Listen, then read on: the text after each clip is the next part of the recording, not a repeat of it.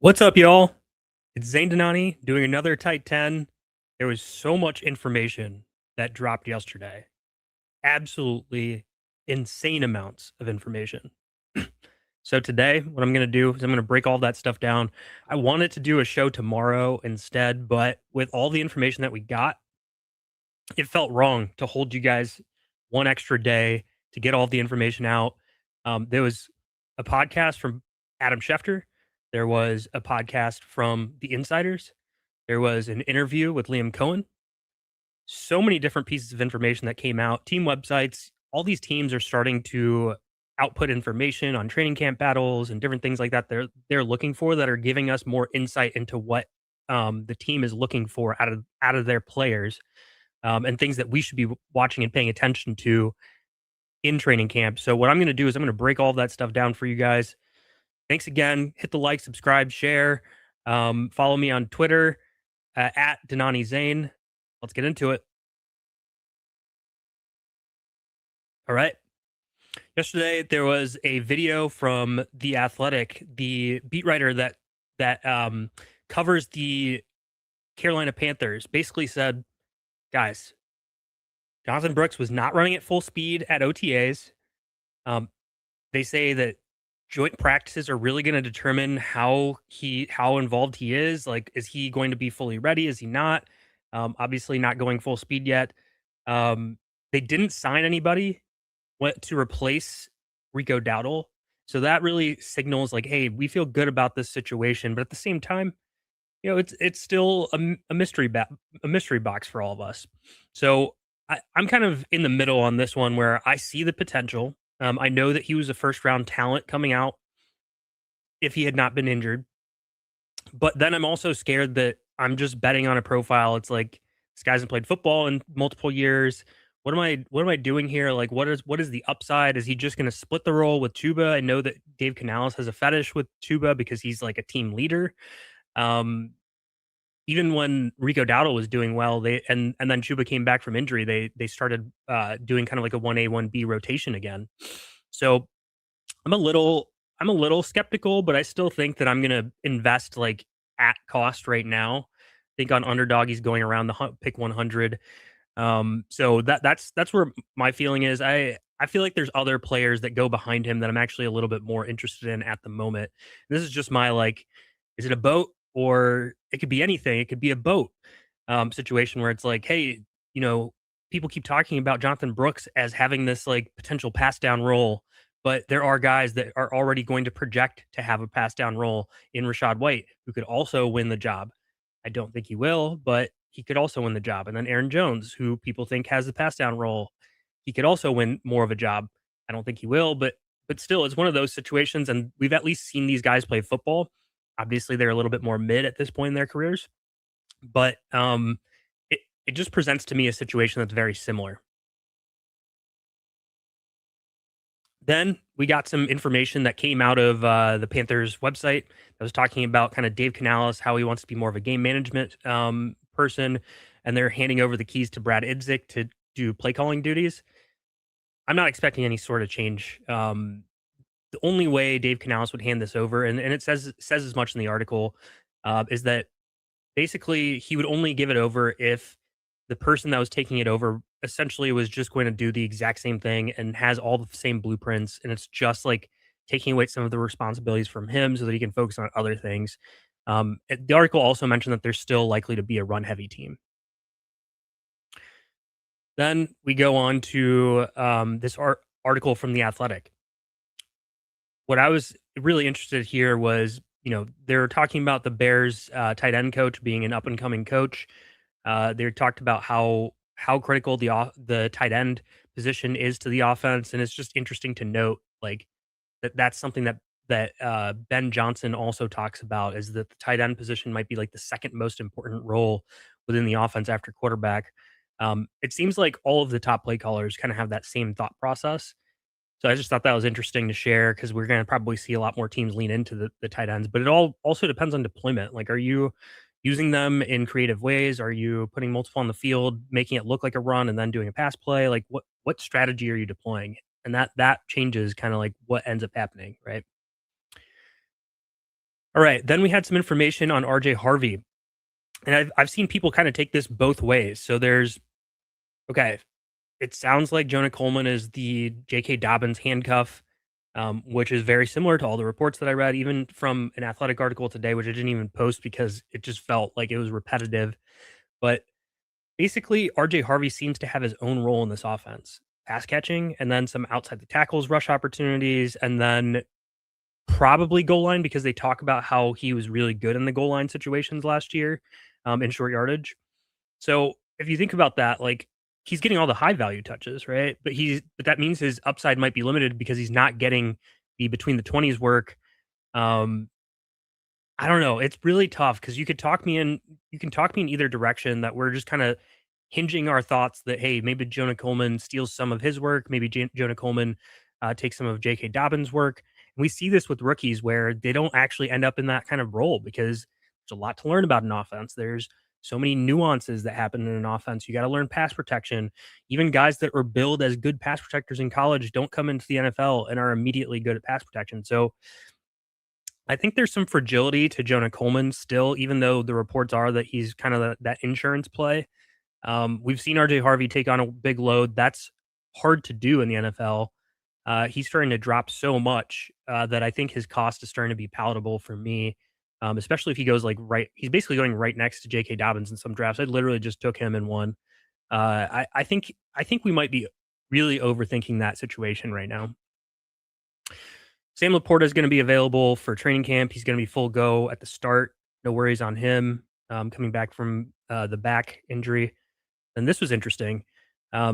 Ben Standig, who is a notable Commanders insider, he was actually the guy that broke the Brian Robinson potentially being cut information with Ja'Cory Krosky Merritt potentially being the RB1 for the Commanders last year before anyone else knew anything about it. He's talking about Chigo Okonkwo in this offense, and he was saying he has an opportunity to become one of the offense's featured weapons. My opinion, we got to see if they sign Stephon Diggs. If they sign Stephon Diggs, then that takes away the upside of being a top two pass catcher in the offense. And because Diggs is a target commander. And I didn't say that because we're talking about the Commanders, but he is a target commander. Now, if they sign a guy like Keenan Allen, who's also been kind of linked to them, how would I feel about that? It really just depends on the way that they would deploy Keenan Allen. I don't, the way that the Colts were talking about it when I've heard that they're interested is more of like a pass game specialist, like third down situations. Um, yeah, so I could see Chig being an okay pick if they signed a Keenan Allen or some other kind of like more dustier vet, but Diggs is too good. So I don't think he's going to be like if they sign Diggs, Chig should drop. If they sign anybody else, uh, probably should stay roughly the same. And if they don't sign anybody, he should be going up because he's going to be a top two target earner in that offense. Right. There was also information from I'm going to see right here from that same article from Ben Standig. They talked about the split for Ja'Cory Krosky Merritt and Rashad White and kind of what they're thinking, what he's thinking, and what I've seen from all the other places that I've been paying attention to this whole time. Um, Talking about, hey, JCM has the opportunity, Ja'Cory Krosky Merritt, Bill has the opportunity to be the featured back. Okay. They keep talking about how they don't want to tip run pass with personnel. This is the same thing that I keep hearing across all of the more like, I don't know, better play callers. And then add David Blau to that. I don't know what he's going to be as a play caller. They don't want to tip run pass with personnel. Maybe some people think that leans towards a Rashad White situation, especially with the relationship with Jaden Daniels. Um, But Rashad White's not a good running back. Like he hasn't shown that he can be a good running back. And then Corey Krosky Merritt sits on the other side where he hasn't shown that he can do things in the pass game before. But the team sounds like they want to give him that opportunity to show that he can do pass protection, that he can also catch the ball out of the backfield. Um, and it sounds like they're willing to give him that opportunity. Uh, the other thing about it is that the team feels like he is the most dynamic running back in terms of rushing. So that means when you hand him the ball, you feel like you can get big plays as opposed to a guy like Rashad White or Katron Allen. I'm pretty bullish on this Ja'Cory Krosky Merritt stuff. I know other people have varying opinions. People like to lean into the pass catcher type of archetype. I keep saying this, but at a 120-ish ADP at the moment, like you don't need it to be a pass catcher because you're talking about taking him after guys like, I don't know, like guys that don't even have that type of a role like J.K. Dobbins, right? Like I think we maybe feel a little bit more like secure about J.K. Dobbins' role in terms of and then obviously the offense too. But it's like I'm just kind of thinking like he has the potential to get three down type of work given what they're saying. It doesn't mean he will earn it, but I think at the very least he's probably going to do all the between the 20s work and then has the upside to do some pass catching, goal line, different things like that, and what could be a really good offense or at least a good rushing attack for the team. I'm going to be on a stream later today with Sean Mitchell doing a best ball stream. You guys make sure to tune in for that. And I was comparing Rashad White to Samaje Perine. I know this is like kind of a hot take, but are we sure that Rashad White's really that good? Like, is he just another version of Samaje Perine? That's kind of where I'm standing, especially with the contract they gave him. I don't know. I could see it both ways. I'm going to lean heavier into Bill. Other people are probably leaning heavier into Rashad White, but that's kind of where I sit. There's a 40-minute interview that Nick Sirianni had with all the insiders that are covering the Eagles. What he talked about was these are like some of the key takeaways that I was reading.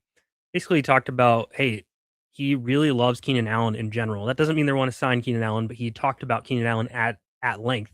And then you compare that with a different interview that he did more publicly, where he talks about Dontavian Wicks and how he's very similar to Keenan Allen. Then you start putting two and two together, and it's like, what is he like? Does he feel like like Dontavian Wicks is going to be a very big piece of this offense? Is he going to be wide receiver two instead of Mekhi Lemon, especially given that Mekhi Lemon has more of that slot profile? I think this is something we're going to have to watch in training camp and hear more on it. There's been conflicting reports on this, on what they're going to do. I could easily see it being a rotation in two wide receiver sets. So yeah, I think we just gotta pay attention more later on. He also talked about how he's prepping Sean Mannion, which is different than what he did with Kellen Moore. He's not telling him what's going on at practice. He's basically has a script and he's telling Sean Mannion at the last second and saying like, "Hey, we're doing 2 minute drill right now. Get your offense on the field, figure it out." Like trying to prepare him for the inevitable situations where um, he's not going to have like the perfect plan in place to test things out. So think that's kind of an interesting thing. And then he talked about how Sean Mannion is beating him into the offense and leaving the office after him as well. And he's the first and last person there. So that to me was kind of interesting. Just speaking volumes about Sean Mannion in general. And then he also said that he's giving Sean Mannion full autonomy, but then the opposite also came into play where it's like, hey, but at the end of the day, like I approve the playbook. So we're gonna have some of the things that we did before that worked well, but then we're also gonna do this new stuff that Sean Mannion's gonna bring into play, which is obviously under center and play action. You guys can check out all of my tight tens. They build on top of each other. So go back, watch some of the rest, prep yourself for training camp for your drafts, all sorts of stuff. You can do it on YouTube. You can do it on Apple, Spotify. YouTube is a little bit better because you can follow along with the tweets, but I try to read them as best as I can and keep you guys up to speed with all of that. Someone asked in the chat, "Who are my top 5 players you won't leave a fantasy draft without?" Jalen Waddle. uh, Yeah, I that's one. I'll get into more in a minute, but that's definitely one that I'm just like, and I'm going to talk about him as well because he was mentioned in one of these tweets. The insiders were talking about Jacoby Brissett, and basically that he's near a deal with the Cardinals. They're just negotiating the details. He's going to hold in until he gets that contract, but they're basically expecting him to be the early season starter. That's good for Trey McBride and others. I still don't think he's going to be the full season starter. I think they're going to go to Carson Beck based off of everything else that I've read in the past. Also, in the insiders, they talked about Caleb Douglas, that he has a chance to earn a starting role on the outside. This is multiple days in a row where I keep hearing kind of the same message, where it's like he does something different than all the other receivers they have. He's got a big body. He can run fast. He can do all the vertical stuff. I think he's a decent like random dart throw that you could make, just given the fact that he's going to have an opportunity to do something in a room that just doesn't have anything. and we haven't seen anything from him before. So it's like, hey, mystery box. This is the mystery box situation that I'd rather bet on in certain situations. Gene Slater also talked. So people are blowing the Jane Slater interview out of proportion a little bit. They're talking about what she said with David Montgomery and Woody Marks.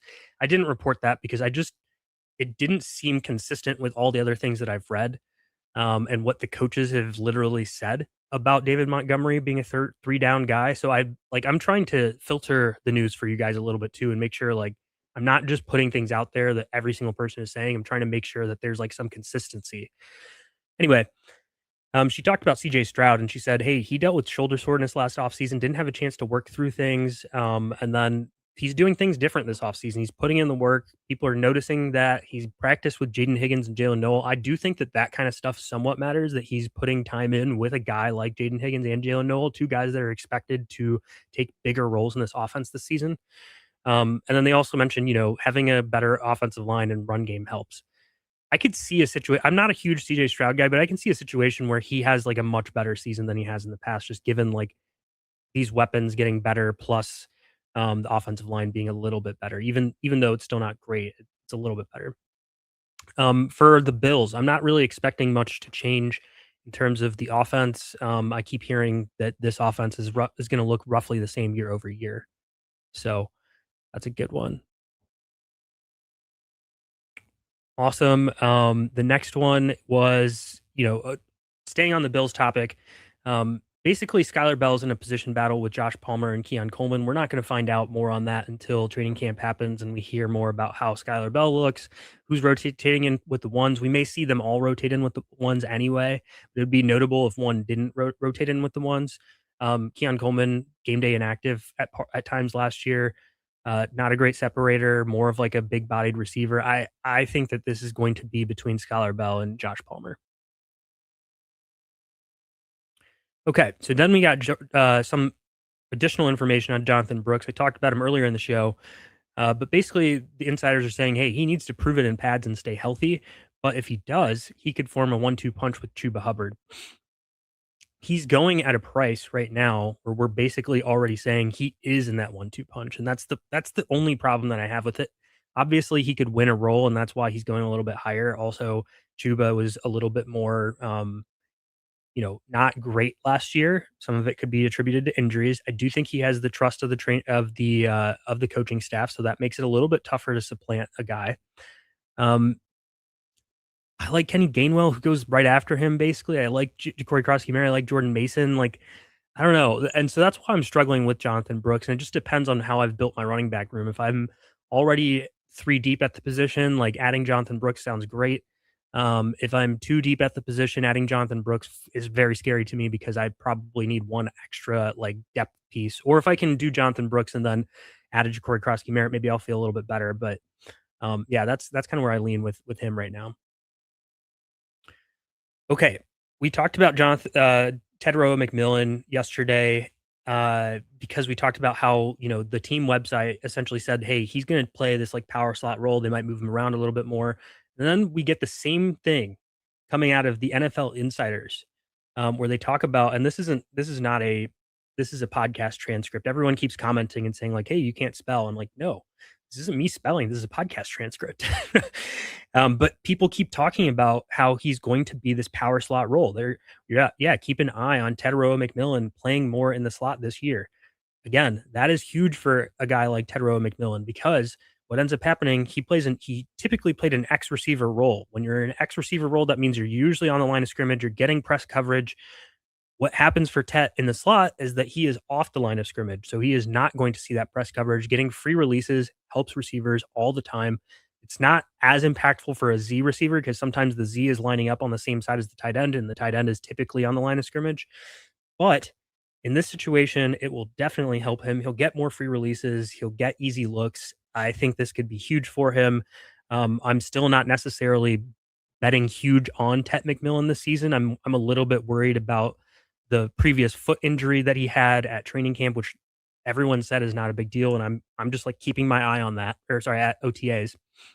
I'm still keeping my eye on that.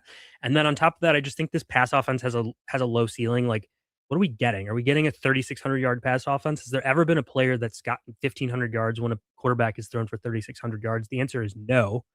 And at his price, I see other players that have that 1,500 plus yard potential, and that's the only like he's going to be a good bet at where he's going. I think he could get 1,200 yards, right? And that's going to be a good pick at his cost because there's going to be other receivers like that would be probably a top 10 receiver. But I'm looking at that area and I'm seeing other guys that I really like that could just absolutely smash fantasy, and that's the reason why I'm not as into Tet. I think he has a way higher floor than a lot of guys, but I'm not really playing for that floor. I'm playing for that immense upside when I'm looking at the third round right now. And that could be different based off of strategy. For me, that's how I like to play it. The insiders also discussed Emeka Egbuka, and they basically just confirmed what we knew, which is, hey, he was dealing with injuries. Baker Mayfield was dealing with injuries. The O line was dealing with injuries. It was a terrible situation last year. He's going to play the primary Z. He's going to be in motion a lot. Um, Wheels up on Emeka Egbuka. I think his price is starting to steam maybe a little bit too high right now. But he is a guy that like has like the opposite of what I was talking about with Tet, where I think he could go to another level because this pass offense could throw for like 4,000 yards, which gives a lot more opportunity to him, and they could be a really good offense this season. Less safe than Tat, by the way. Um, and then I watched this podcast, the Seahawks Collective, where they were talking about Jadarian Price.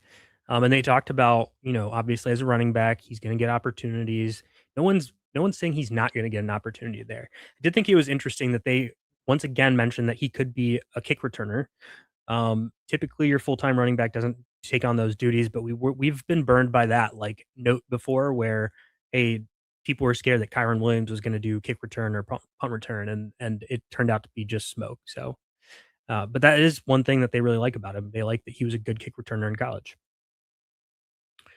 It sounds less likely that Debo is going to be on the 49ers. The only team that I have, really seen him uh, mentioned to is the Colts so far. Okay.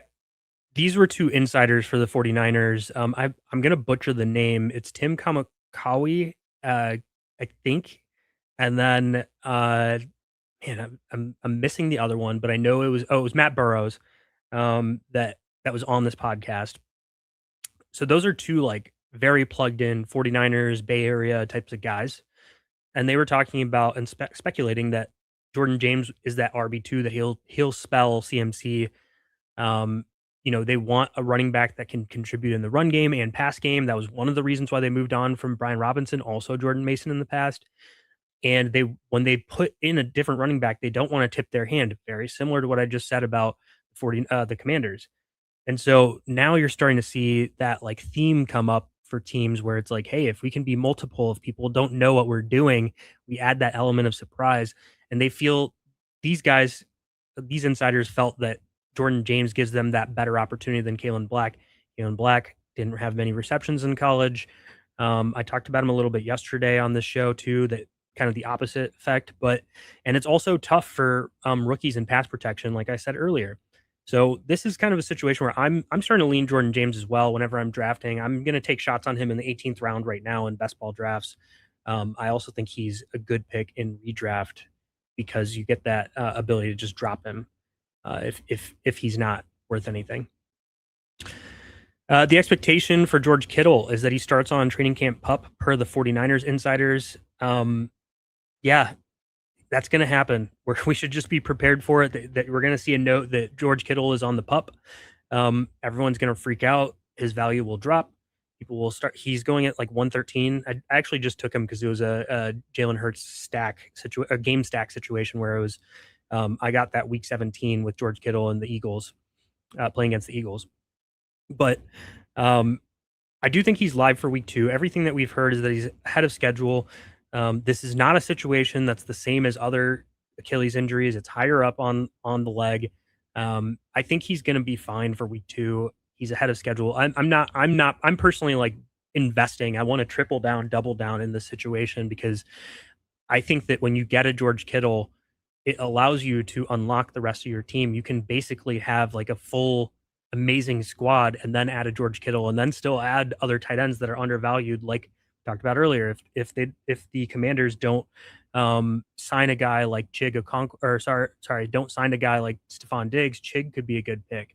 Isaiah Likely goes after him. There's so many tight ends that are like pretty solid and have some upside as well that go after him, so that you can like pair them together.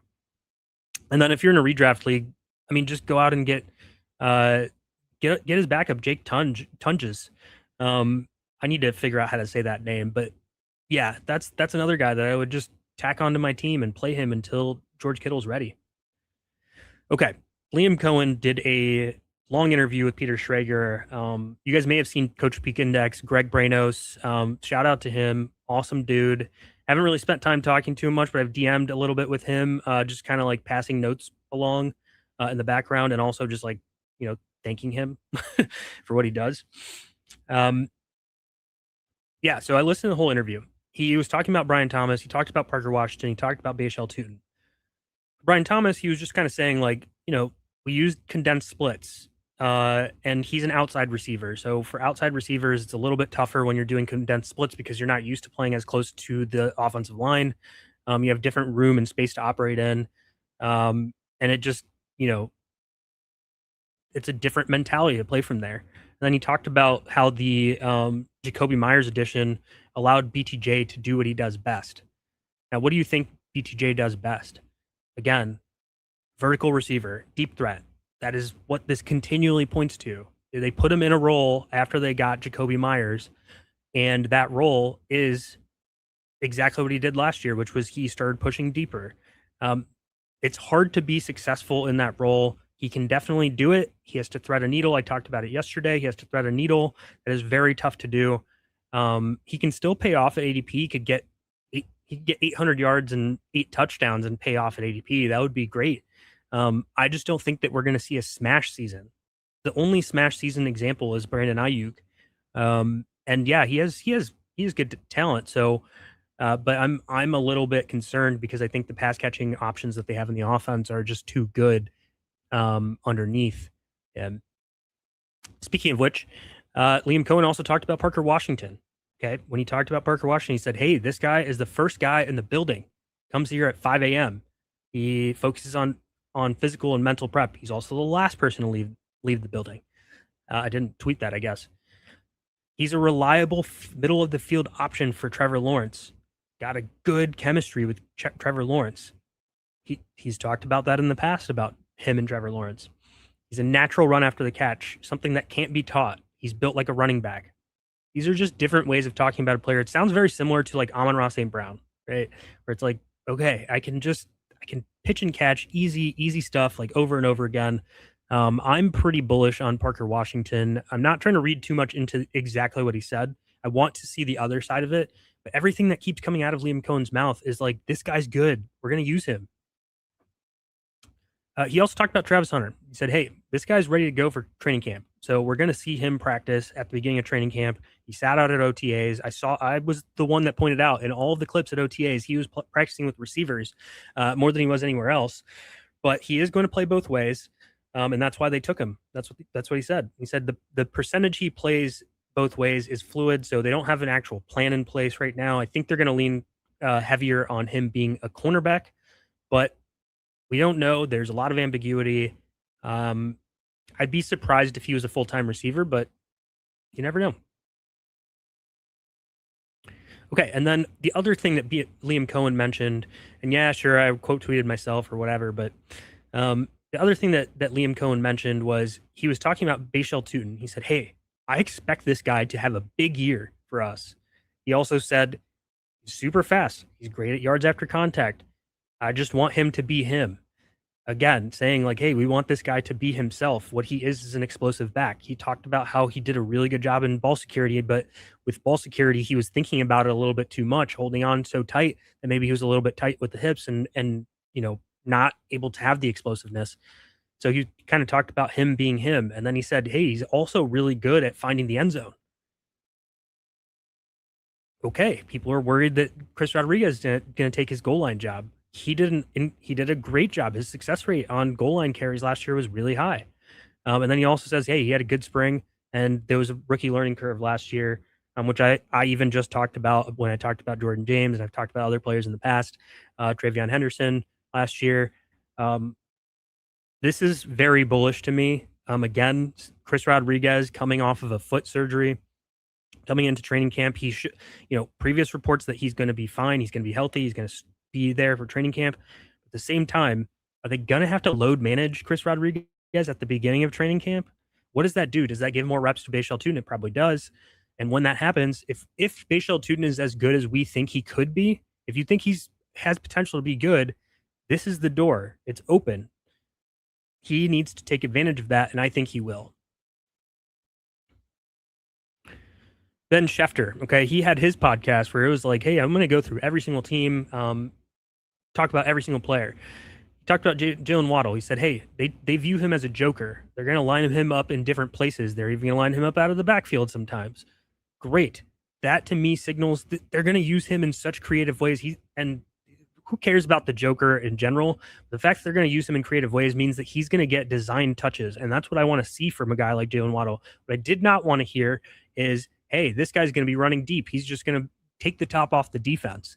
That's not what it signals. Right now, it's signaling that they're going to keep using him in kind of short area, tight area things. And that's exactly what we want. We want the PPR scam role. And he's really good at it. That's what he's done in the past as well. I'm wheels up on him. He is one of my biggest flag plants. I keep talking about it on every single pod. Then Adam Schefter was also talking about Patrick Mahomes. He would be surprised if Patrick Mahomes isn't out there week one. Again, cheapest we've ever been able to get Patrick Mahomes. I haven't drafted a ton of him because for me, I feel like I need to get Rashee Rice if I get Patrick Mahomes to then enable me to get Patrick Mahomes. And I'm not really in on Worthy. I'm okay with the Travis Kelce bet. I think Tyquan Thornton's an interesting dart throw late. So yeah, this is generational opportunity. You can get a QB1, like the best quarterback in football almost ever. Obviously coming off of injury, but should be available week one. Then they also say, hey, the Chiefs are going to run a little bit more this season. They're going to lean into Kenneth Walker. He's going to be our bell cow back, right? Like that. Those types of words have been used about Kenneth Walker in the past, and that Adam Schefter said that they're going to lean into it a little bit more this season. Again, going back to what I've said previously, where, hey, Andy Reid running backs used to print money. And then we saw Isaiah Pacheco in there for a while, and he's not anything special. Now we get a special running back. Kenneth Walker's good at football. I think there's an opportunity for him to be a top 4 fantasy running back this season. And then Schefter confirmed that Josh Jacobs' situation is not resolved. I'm not really that worried about it. I think the ADP keeps falling and things like that too, but I'm not worried that he's not going to play this year. I am worried that he just gets injured because he's dealt with knee injuries recently. He's taking on a big workload. A little concerned with that, but we can't predict injuries. So he is the way he would project is a strong bet for fantasy based off of his role. And then Schefter basically said, hey, this is going to be Tua. That's the quarterback for the Atlanta Falcons. And that, the regime basically picked Tua. They have no tie to Michael Penix. I think it's going to be Tua for most of the season, unless for some reason he's so terrible. And if he's very terrible, then they'll switch to Michael Penix, see how that goes. They could also switch back to Tua if Penix is bad too. We've seen stuff like that happen in the past. So if I'm taking a quarterback, I do think that Tua is one of those quarterbacks. He's going second to last round in best ball drafts right now. I think that he's one of those guys that we always just see bounce back situations. Hey, everybody's out on this guy. He looked like crap last year, and he did. He looked terrible. But if you're trying to take dart throws on late quarterbacks that could randomly have a good season, we're not even talking hey, this guy needs to be a top 5 quarterback. We're saying top 10. Could he be a top 10 quarterback?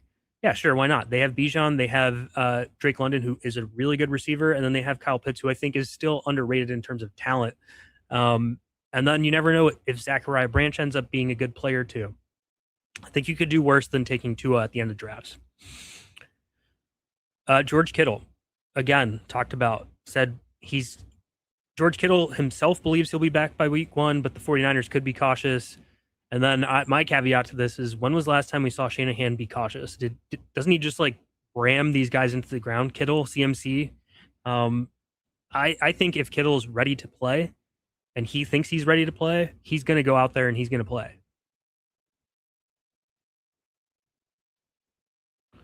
All right, let's keep going. We got more news this morning. Hopefully, you guys shout out to everybody that's in the chat. I'm going to answer some questions if you guys have them. Make sure that you type them in now, and I'll get to them very soon. I think we're getting closer to the end here for me on the news front. Okay, first time hearing this. So I was reading the Athletic article. It was the beat writer for the Lions, and he was talking about Isaiah Pacheco, and he goes, "Hey, you know, Pacheco is one of those guys who could lose opportunities." He said he's a natural pass catcher, but if Sion Vaki continues to develop, the opportunity is there for him to cut into Pacheco's touches. I said this yesterday. I think Tank Bigsby is a better pick than Isaiah Pacheco because I'm very confident that if something happens to Saquon Barkley, that Tank Bigsby is that RB2, and I think his talent is really good. I do not think that Isaiah Pacheco at this point in his career, after so many injuries, is talented. So I'm starting. I actually haven't taken any Isaiah Pacheco. And I think it's just like situational. There's other guys in that area that I've liked. It's a good tight end area. And I usually try to like either go late for my bench running backs or go early and just like stack up my running back room. But yeah, no, I haven't really taken him, and I think his price should drop. I think that he should go in the 160, 170 range because I think that it's still a fragile bet because there's still a chance, that one of James Conner or Trey Benson becomes available. Doesn't mean that they're going to sign him, but they do have a history of Drew Petzing. And I absolute guarantee that Michael Carter probably won't be on that Tennessee Titans team. And if he gets cut from the Tennessee Titans, he has a history with Drew Petzing as well. And he's been okay. So I think that like this is a fragile-ish somewhat situation for Isaiah Pacheco. Yeah. The insiders also talked about, and see, things are getting out of order now because I repost some of these things so that they can get more traction in the morning. I'm tweeting all these things out at like 1 o'clock in the morning, and then it's like, hey, nobody saw it. So anyway, the Bills, the insiders were talking about DJ Moore, and they're basically saying he's going to slot into that high volume role like Stephon Diggs was. Obviously not the same talent as Stephon Diggs when he was there, but DJ Moore is still a good wide receiver. I don't think that he's going to be able to command like a crazy target share. We're talking like 30%, where it's like, dude, this guy just broke fantasy. No, I don't think that's going to happen. But can he get 1,000 yards? Yes, he can. That would not surprise me. I think that his talent is still there in certain situations. And then specifically with a guy like Josh Allen, who's way more accurate than Caleb Williams at this point in his career, I think you could see a big season from him. Again, I haven't like truly invested too much into him. He just goes in a range where I like to take running backs. There's Bashal Tutin that's there. Other running backs as well. And so, yeah, I've kind of leaned away from the situation, but I don't mind taking DJ Moore where he's going. I think he's one of the last like more reliable receivers, him and Christian Watson. And then I feel like there's a big drop off when you start getting to Brian Thomas and even Carnell Tate. I'm not that into. So, all right, keep going. Yeah, I talked about that already. There was an article in The Athletic that talked about Jack Besh. It sounds like he's got the inside track on the wide receiver 3 battle over Dante Thornton and Malik Benson. It sounds like he's going to get more opportunities this season. So if you're looking for that wide receiver 3, and especially because it's somewhat like, yeah, he's wide receiver 3, but what if he's good? Or what if he's just like better than the other two? Maybe he ends up being the wide receiver 1 on that team. You never know. I'm not taking stabs on him just yet. I still want to like hear more from training camp, but I think it was an interesting proposition. And then Zach Rosenblatt, who covers the Jets for The Athletic, he said, okay, right now, there isn't much of a competition between the RB2s like Braylon Allen, Isaiah Davis. Like, they're both going to get opportunities to play because this is that quote-unquote three-headed monster, right? But he does think that Isaiah Davis is the early favorite. Like, if something were to happen to Breece Hall, he thinks that Isaiah Davis is more of that handcuffed RB2 right now as opposed to Braylon Allen. And I kind of agree. I think he's a better talent than Braylon Allen. Braylon Allen is good in theory because he's so massive and he's still so young. But Isaiah Davis has shown us what he can do on a football field and has actually put together situations where he looks like a good NFL player versus a Braylon Allen. So I would also bet on Isaiah Davis. I'm not taking stabs on it yet because I don't really want Jets RB2, and it's also potentially going to be some sort of split anyway if something happened. But yeah, I thought that was an interesting one as well. Romeo Doubs. This is the second or third time this offseason that I've heard him being utilized as a big slot for the Patriots. So this one was from the team website themselves, and they said, hey, you know, he profiles as the top inside receiver, big slot. They also then talked about AJ Brown, and they said, hey, he's going to be the X receiver. He's going to be the outside receiver. They're going to move him around a little bit, but he's going to be the outside receiver. He's going to do fades, back shoulder fades, hitches, slants, and then vertical route tree. So that's two distinct roles, right? Romeo Doubs getting that power slot role, that's going to help him and prop him up a little bit. I think he's a good value right now in drafts. And then this X receiver role for AJ Brown, I mean, he can operate well in that role. It doesn't mean he's going to be a deep threat only, in my opinion. He's just going to be a focal point of the offense in general. But, you know, there could be, you know, the gap between those two players this season. I still think that AJ Brown has something left in the tank. I'm not going to fade him. I think that I just want to be even in the market with him right now and not necessarily like prop him up too much, because I think that it would be different if we said he was going to be the slot receiver, but I think that Romeo Doubs getting that kind of props him up a little bit more. So I think Romeo Doubs is a decent pick at his ADP, depending on how you're building your room out. Zach Charbonnet went on the PUP today. That's the training camp PUP. That means he can come off at any time. Timelines I keep hearing are October to December. Again, that can always change. Rehab, he's 5 months in. You never know how long it takes to get better. You can always tweak something in rehab. I've gone through this myself. It's very possible that something goes bad. But for all intents and purposes, right now, he's on track to come back probably in November, if I had to guess. Packers insider Aaron Nagler. This video, he expects Chris Brooks to take more of the spell duties for Josh Jacobs early on in the season, while they let Marshawn Lloyd kind of like get up to speed, let him prove himself a little bit more. But then he also said they expect a little bit more of a rotation this year for Josh Jacobs versus Brooks and Marshawn Lloyd, trying to keep Josh Jacobs healthy and fresh when he's in the game. I still think Josh Jacobs is a good pick right now, just given that he's going in the 4th round and we've seen the kind of volume that he can command, but it is one of those situations that bears monitoring for a while right now.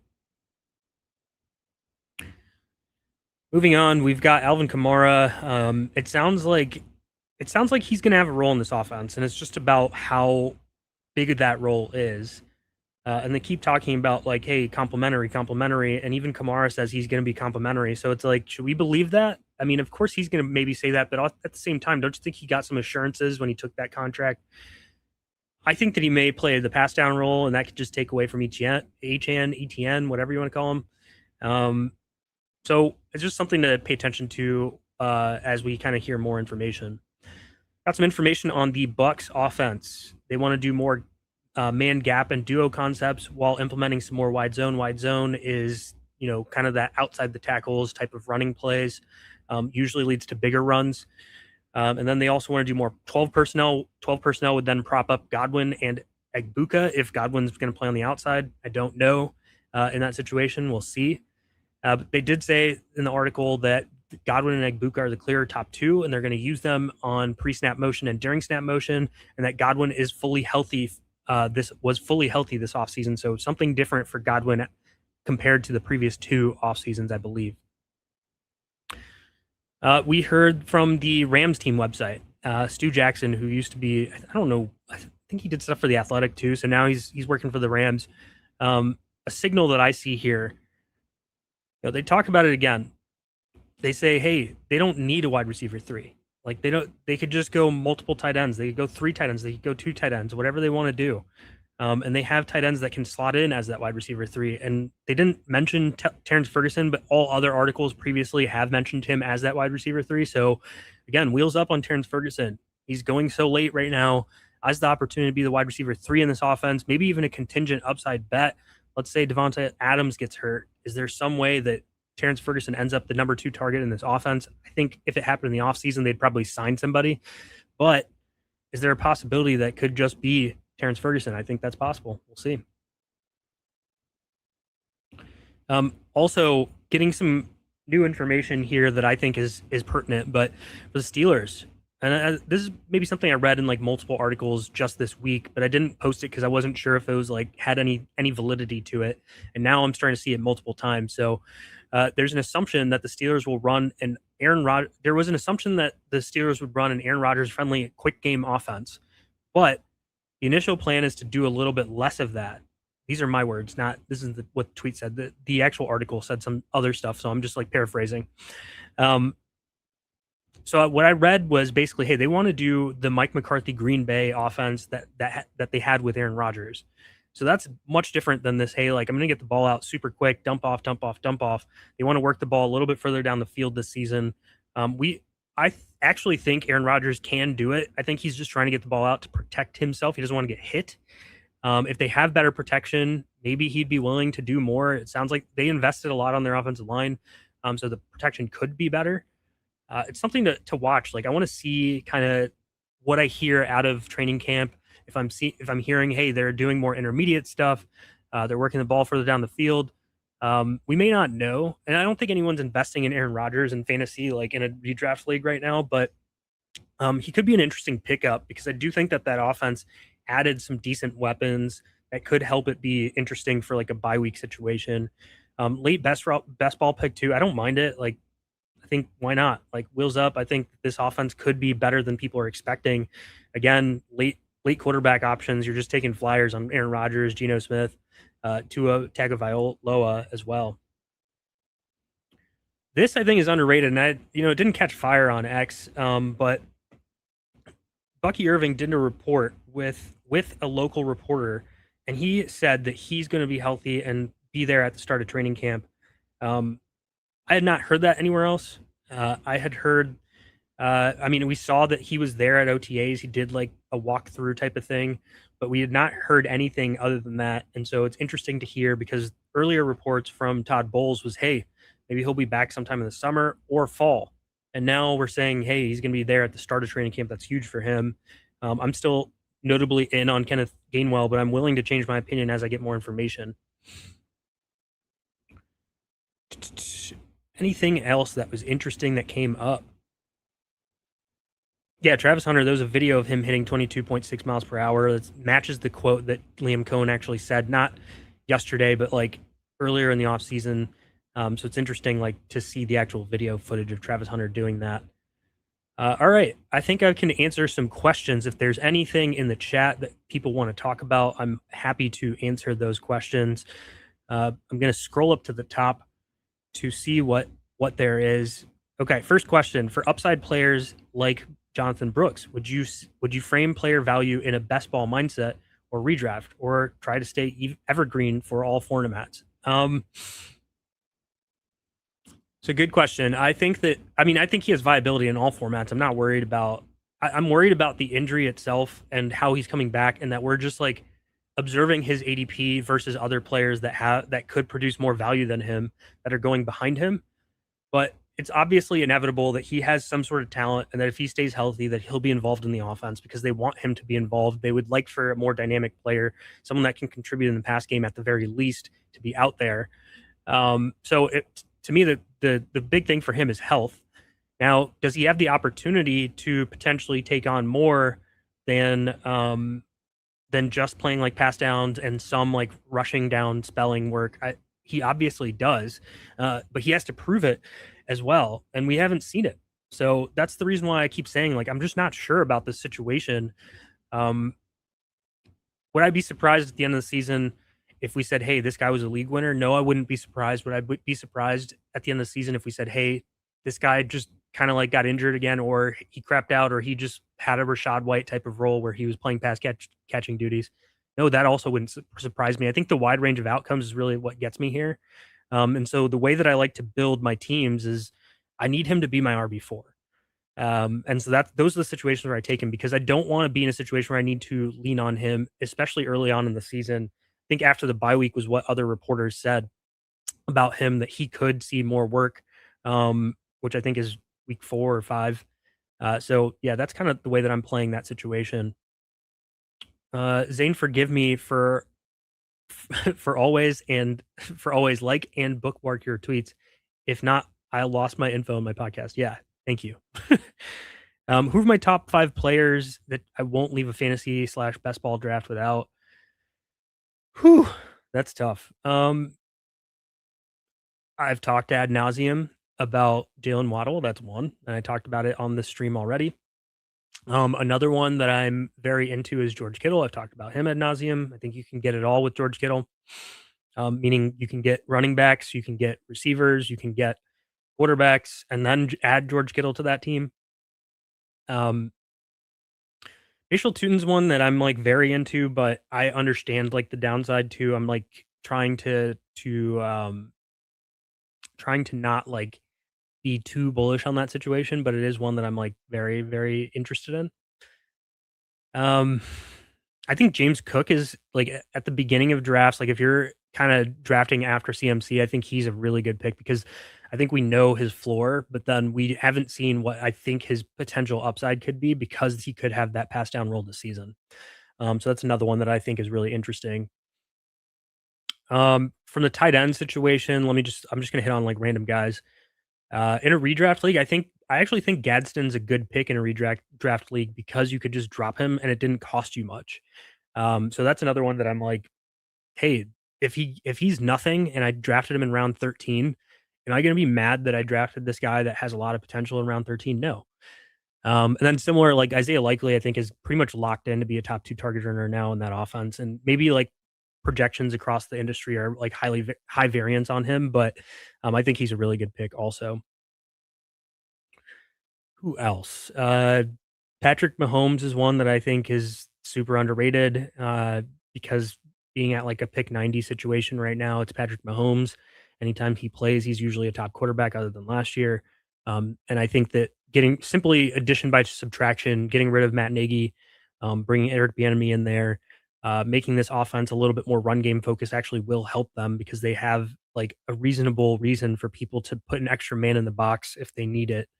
And then we never know if they make a big move to add another receiver. Will Justin Fields be a gadget QB? I'm not worried about that. That is not like they're not going to want to take Patrick Mahomes off the field. um, Andy Reid's a really good coach. He's not going to take Patrick Mahomes off the field. Malik Harris potential. What does that mean? I don't know what that means. Uh, I can't wait for Michael Penix to get his opportunity, man. People are okay. We'll see. I think he could get an opportunity. It really just depends on how bad Tua is. If he's bad like he was last year, then yeah, sure, Michael Penix will get his opportunity. Pacheco definitely got steamed a little too high, a little too hard, just because it's Detroit. Very tough to see much of a ceiling case for him. I completely agree. This is one where I was literally watching JJ Zachary's stream, and he talked about the situation. He said, "Hey, we see this all the time where people like pump up a dude who just happened to land in a role where it's like, hey, if this guy gets all the work, he's on a good offense, like maybe but it doesn't happen. Like you still have to think about the profile. Is he a pass catching back? Is he actually good at football?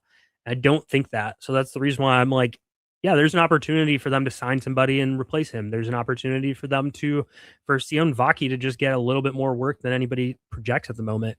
Um, yeah, I would like to invest in RB2s that I think are actually like good football players, and I don't think Pacheco is anymore.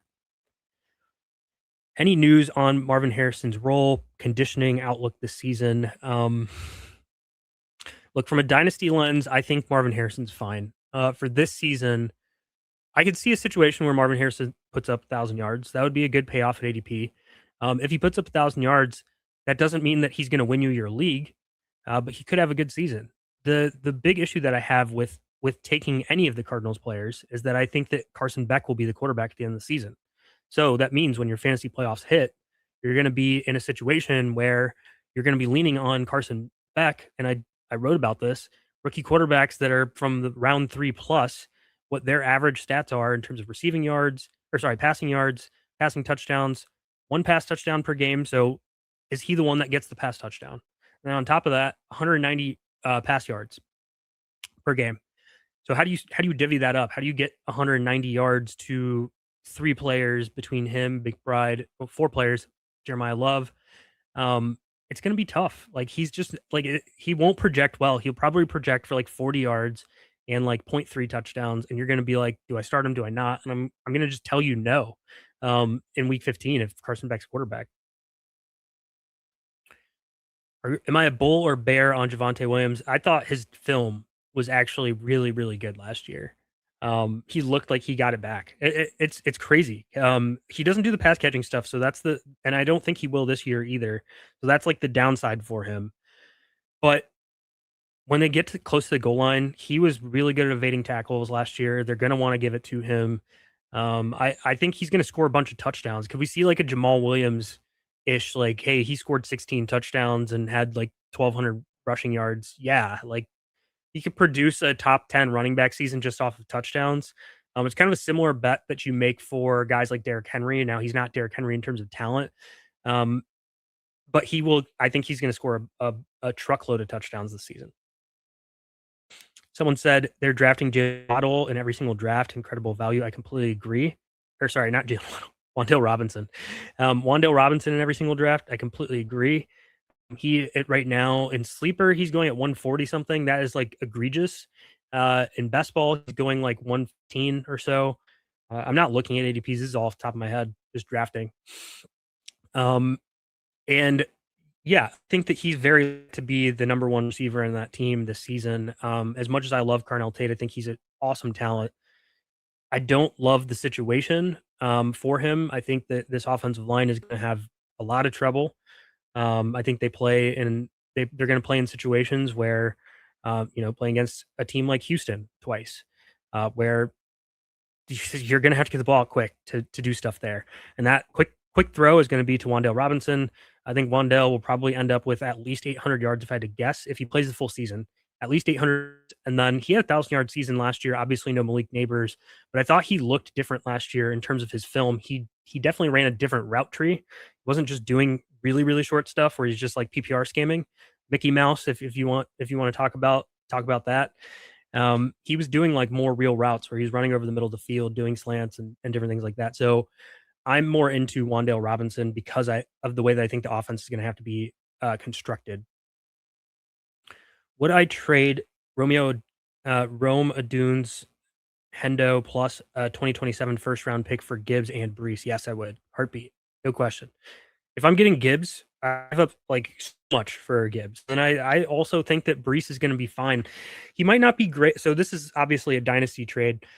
He might not be incredible this year. I think he'll bring back like roughly his value as like a round 3 pick this year, which is totally fine. But next year is when I see him accelerating because I think this offensive line will do better next year. I think that they'll have a completely new coaching staff. And what that hopefully the coaching staff is good. And what that will do is unlock Brees's potential. The coaching staff won't be the blocker. It won't be the offense. It'll be wheels up for Brees Hall. They invested in him heavily. I'm excited about Brees Hall for the future. And I think he's fine at his current ADP in redraft leagues too. Old man Aaron trying to escape the pocket with a walker just to get absolutely cremated by Trey Hendrickson. Yep, that's probably true. In redraft, is platooning 2 late tight ends viable for PPR? Yeah, I definitely think so. And in redraft, people aren't drafting like it doesn't get as deep as a best ball draft. In best ball drafts, people are drafting 3 tight ends a lot, sometimes 4, sometimes 2. It averages about like 3 per team. So you're like getting really thin there. In a redraft league, you're getting to a situation where a guy like a Gadsden might just be available. Like you can pick up dudes. If George Kittle doesn't play week 1, I think you can start week 1 with Jake Tunges. And like he would be a fine starter for week 1 in my opinion. Dalton Schultz, like he's another guy that goes a little bit later, might not even be drafted in redraft leagues as much. And he had 800 yards last year. He's going to play a ton this season. They're going to go more 2 tight end sets. He's going to be on the field a bunch. You want guys, especially at tight end, you want guys that are going to be you want guys at number 1, you would want guys that are top 2 target earners on their team. There's not very many of those, so it's hard to find that. But then the second thing that you would look for is incredible route shares. And Dalton Schultz is going to have that. He's going to be at like 80% plus like he was last year. And that's hard to find. Who is the number 1 receiver in Tennessee. Yeah, I think it's going to be Wandale. I think he's going to be the PPR scam. I think he's live for 1,000 yards, which would be a huge payoff at ADP. I think he'll get at least 800 this season. If the Vikings truly want to get to establishing the run, like they say, I look forward to Jordan Mason feasting. I agree. I think Jordan Mason's like, and I talk about this too. Efficiency metrics aren't the best way to evaluate running backs. It's really just volume that matters. But we saw Aaron Jones fall below a meaningful threshold, and I think of thresholds as a way to look at running backs. He fell below a meaningful threshold at running back last season. His rushing yards over expected in terms of explosiveness. I created the metric out of nowhere. He was below a threshold for that, and usually when you see people below that threshold, they're just falling off in general. And so I think this is Jordan James' backfield. Reports are that they want it to be Jordan James as well, or sorry, Jordan Mason. Reports are that they want it to be Jordan Mason, especially for the early down work. I mean, it's a cheap pick. It's hard to find running backs like this. Like it really is. And we thought the same thing with Javonte Williams last year. And he didn't even contribute in the pass game very much. He scored touchdowns. He got rushing yards. Like these are the types of situations you want to invest in. Nobody likes this situation, but this could be a decent offense. So do it. For a 14-man PPR, is platooning two late tight end round tight ends viable, like a Stranger or Gadsden, or is that bad? No, that's totally fine. I think this is the same person before. But yeah, no, that's totally fine. I think that's a good idea. No, yeah, he's legit, incredibly underrated. Who else? Appreciate the first trade answer. Second question: would you trade Smitty plus Hendo plus Marks for Marv plus Brees plus a 2027 mid second rounder? I don't know why I'm worried about Smith. This is a tough one. I wouldn't do it. I still think like as much as I'm out on Travion Henderson's price right now, it really only is because it's not because I don't think he's talented. I think he can get there. Sometimes it takes these running backs time to get there. Um, we see that with running backs all the time. We're going to see it with Bashal Tutin this year. So I think that Hendo himself could be good. On top of that, I think Devonta Smith is going to have a really good season. Like I don't think that Marvin Harrison. I don't think it's a lock that Marvin Harrison ends up being some sort of stud ever. One of the issues that I have with him too is that let's say that they end up in a spot where they do draft a quarterback, which is what we all expect, and that means that this year we're playing in a situation where he's not going to be valuable at the end of the season with Carson Beck. And then next year we're playing in a situation where he's with a rookie quarterback, and rookie quarterbacks notably usually don't have like these crazy seasons. It's hard to find that. We shouldn't be betting on that as an outlier. And so I think Smitty's the right play with Hendo instead of Marvin Brees. I know that 2027 second is interesting too. Maybe if there's a way to just get the 2027 second in some ways, I would think through that. But no, I'd rather have the better players in the trade. My keeper pick, sorry. Pearsall, Christian Watson, DJ Moore, Rico Dowdle. Yeah, I'm gonna go Christian Watson out of those guys. We could see. I think he's gonna have a really strong route share this year. He is going to be the deeper threat. So, and I've wrote an article about why I think that's not great. But there's also a chance that he's not.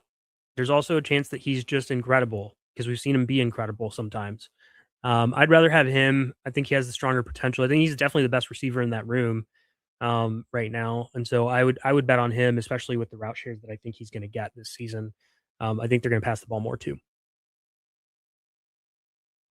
Throwing in the buggy OTW to check out. I don't know what that is. There's a lot of different perspectives on what the Broncos offense is going to look like this year. Some people think Jalen Waddle was brought in to phase out Courtland Sutton. I highly disagree.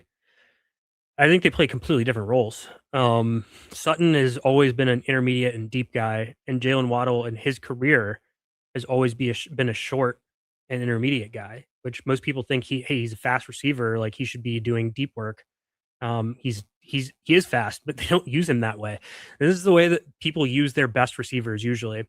They use them on short routes mostly, and then they send them deep in situations where it's like, hey, it's a surprise. Like, hey, here's a play action fake, and now we're going to send Jalen Waddle deep, and he's going to take the top off the defense and potentially get open and split the safeties and get a deep ball.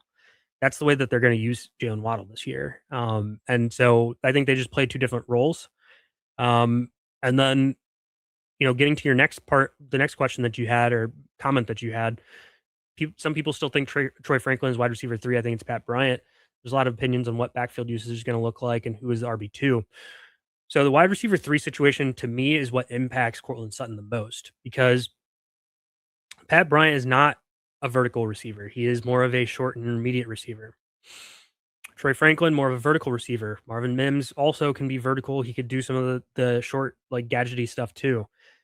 When you pair that on top of each other, they're most likely going to rotate. There's going to be some sort of mix.